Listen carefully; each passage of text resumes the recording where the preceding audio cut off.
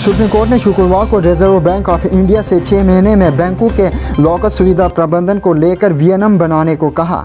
शीर्ष कोर्ट ने कहा कि लॉकर परिचालन के मामले में ग्राहकों के प्रति अपनी जिम्मेदारी से बैंक पल्ला नहीं झाड़ सकते।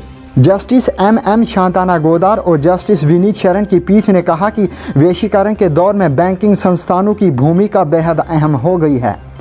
बैंकिंग संस्थान अब आम लोगों के जीवन का महत्वपूर्ण हिस्सा हैं। देश में होने वाले घरेलू या अंतर्राष्ट्रीय लेन देन में भारी इजाफा हुआ है। पीठ ने कहा, लोग अपनी चल संपत्तियों को घरों में रखने में संकोच करते हैं। हम कैशलेस अर्थव्यवस्था की ओर बढ़ रहे हैं। ऐसे में ये देखा जा रहा है कि बैंकिंग संस्थानों के लिए लॉकर आदि की सेवा अनिवार्य हो गई है। इस सेवा का इस्तेमाल भारतीय और विदेशी भी करते हैं। पीठ ने कहा कि तकनीकी विकास के कारण अब हम 2 चाबी वाले लॉकर से इलेक्ट्रॉनिक लॉकर की ओर बढ़ रहे हैं। नए तरह के लॉकर पर ग्राहकों के पासवर्ड या एटीएम पिन के जरिए आंशिक रूप से पहुंच होती है। इन्हें तकनीक के बारे में कम ही जानकारी होती है। इस बात की भी आशंका बनी रहती है कि बदमाश तकनीकी हेरफेर कर लॉकर तक पहुंच जाएं और ग्राहकों को इसकी भनक तक न लगें। पीठ ने कहा कि ग्राहक पूरी तरह से बैंक के भरोसे रहते हैं। संपत्तियों को सुरक्षित रखने के लिए बैंकों के पास अधिक व बेहतर संसाधन हैं।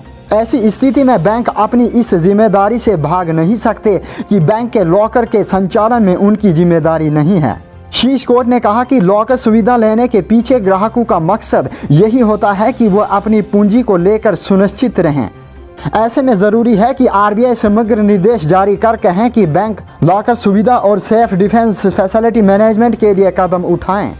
बैंकों को ये आज़ादी नहीं होनी चाहिए कि वो एक तरफा शर्त लगाएं और ग्राहकों पर अनुचित शर्त थोपें। लिहाजा शीर्ष अदालत ने आरबीआई को निर्देश दिया है कि वो 6 महीने के भीतर लॉकर सुविधा को लेकर उचित नियम और विनियम तय करें। कोर्ट कोलकाता निवासी अमिताभ दास गुप्ता द्वारा राष्ट्रीय उपभोक्ता आयोग के आदेश की चुनौती देने वाली याचिका पर सुनवाई कर रहा था। दास गुप्ता ने एक सरकारी बैंक लॉकर में रखे 7 आभूषण मांगे थे या फिर उसके बदले 3 लाख रुपए भुगतान करने की मांग की थी, लेकिन उपभोक्ता फोरम से राहत न मिलने के बाद उन्होंने सुप्रीम कोर्ट का रुख किया है।